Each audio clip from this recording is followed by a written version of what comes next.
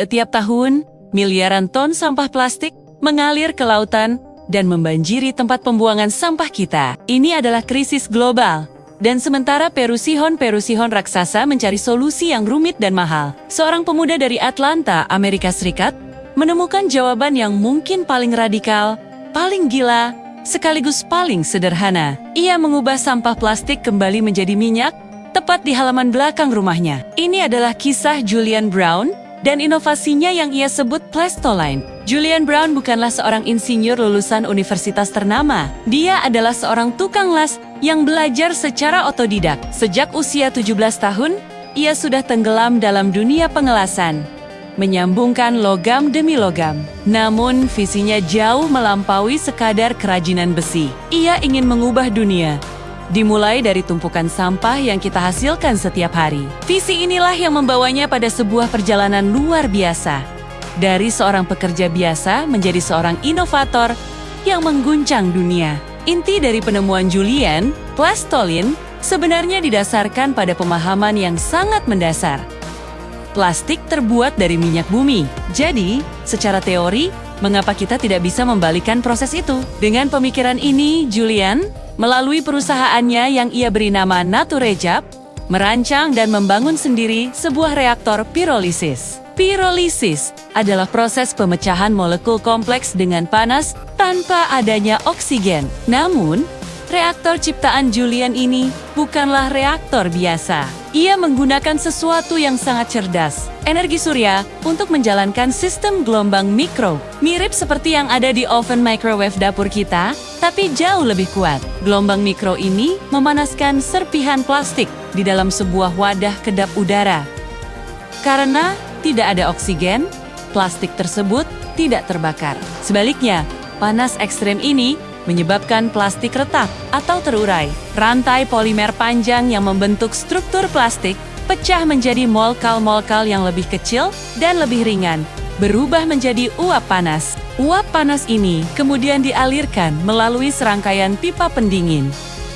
Disinilah keajaiban terjadi. Saat uap mendingin, ia mengalami proses kondensasi, berubah wujud dari gas kembali menjadi cairan. Cairan inilah hasil akhirnya, bahan bakar minyak mentah buatan yang siap diolah lebih lanjut, dan hasilnya sangat menakjubkan.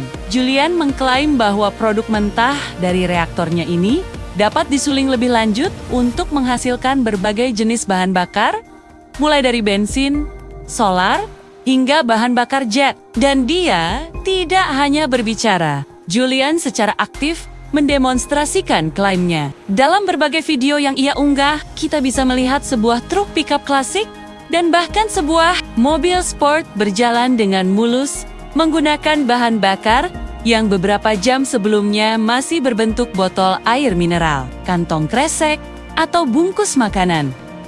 Bagi Julian, konsep sampah plastik itu sendiri tidak ada. Yang ada hanyalah sumber daya energi yang belum dimanfaatkan, terbuang sia-sia. Ia melihat tumpukan plastik bukan sebagai masalah, melainkan sebagai ladang minyak mentah yang menunggu untuk dipanen. Filosofinya sederhana. Jika kita bisa membuatnya dari minyak, kita bisa mengembalikannya menjadi minyak. Namun, kisah seorang penemu muda yang berani menantang krisis iklim dari garasinya ini tiba-tiba diselimuti oleh drama yang menegangkan. Pada Juli tahun 2025, Julian mengunggah serangkaian video yang sangat mengkhawatirkan di media sosial. Dengan raut wajah cemas, ia mengklaim bahwa dirinya sedang ditekan dan diserang. Ia merasa bahwa penemuannya telah menarik perhatian yang tidak diinginkan dari pihak-pihak yang kuat. Dalam video tersebut, ia bahkan sampai meminta para pengikutnya untuk mengunduh dan menyimpan videonya sebagai bukti kalau terjadi sesuatu yang buruk menimpanya. Tentu saja, respons di media sosial langsung meledak. Spekulasi liar pun bermunculan di kolom komentar dan forum online. Teori yang paling populer adalah, apakah Julian Brown sedang diincar oleh industri big oil? Industri bahan bakar fosil adalah bisnis bernilai triliunan dolar. Kehadiran teknologi seperti Plastoline yang berpotensi memungkinkan siapa saja untuk memproduksi bahan bakar secara lokal dari sampah, tentu bisa dianggap sebagai ancaman serius bagi model bisnis mereka. Gagasan bahwa seorang pemuda di garasi bisa mengganggu rantai pasok energi global. Terdengar seperti plot film fiksi ilmiah, tapi kekhawatiran ini menyoroti betapa sensitifnya topik energi alternatif yang benar-benar disruptif.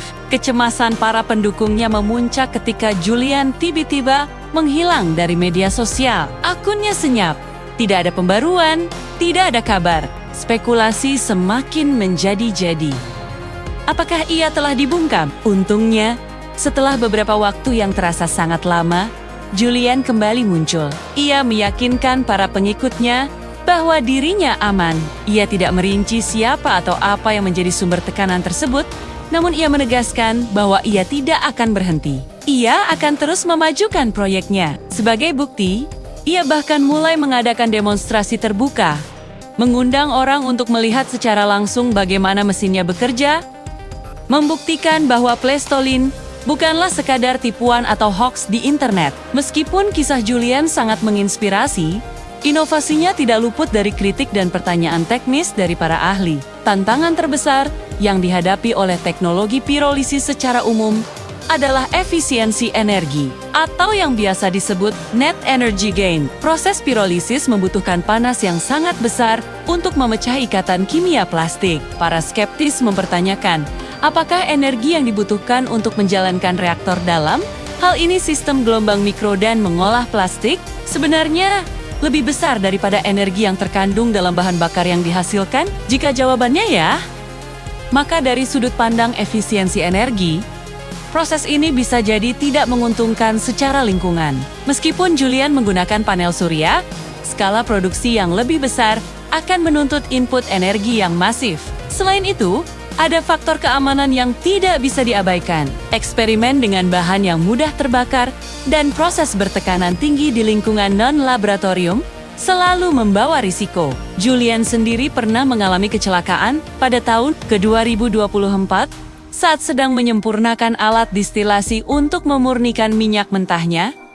Terjadi sebuah ledakan. Untungnya ia selamat. Namun insiden ini menjadi pengingat yang serius bahwa bermain-main dengan api dan bahan bakar, bahkan dengan niat terbaik sekalipun, sangatlah berbahaya. Proses ini membutuhkan protokol keamanan yang ketat, sesuatu yang sulit diimplementasikan di garasi atau halaman belakang rumah. Belum lagi, masalah emisi. Proses pirolisis, jika tidak sempurna, dapat melepaskan senyawa berbahaya ke udara. Pertanyaan lain yang muncul adalah mengenai kualitas bahan bakar yang dihasilkan. Apakah sudah memenuhi standar untuk digunakan pada mesin modern tanpa menyebabkan kerusakan jangka panjang? Semua ini adalah tantangan rekayasa dan ilmiah yang nyata dan harus dijawab jika Plastolin ingin beralih dari proyek hobi menjadi solusi yang bisa diterapkan sekarang. Namun, terlepas dari semua kontroversi, tantangan teknis, dan drama yang menyelimutinya, Julian Brown mungkin telah mencapai tujuannya yang lebih besar, memicu dialog global. Ia telah memaksa jutaan orang untuk berpikir. Ia membuktikan bahwa solusi radikal sering kali datang dari tempat yang paling tidak terduga, bukan dari laboratorium korporat bernilai miliaran dolar, tapi dari pikiran kreatif seorang tukang las yang peduli dengan planet ini. Kisah Julian adalah tentang keberanian, inovasi, dan pemberdayaan individu. Entah Plastolin pada akhirnya akan menjadi masa depan energi dunia, atau hanya menjadi sebuah catatan kaki yang menarik dalam sejarah inovasi. Ide gila seorang pria yang mengubah sampah menjadi emas cair di halaman rumahnya telah memaksa kita untuk melihat kembali apa yang kita sebut sampah. Ternyata, energi dan limbah mungkin hanya dipisahkan oleh satu reaktor pirolisis dan keberanian untuk mencoba. Kisah ini menunjukkan bahwa setiap orang memiliki kekuatan untuk membuat perbedaan. Apa pendapat Anda tentang teknologi ini? Apakah ini masa depan atau hanya mimpi yang terlalu indah? Beritahu kami di kolom komentar. Terima kasih sudah menonton. Jangan lupa untuk like, share, dan subscribe untuk lebih banyak konten inspiratif seperti ini. Sampai jumpa.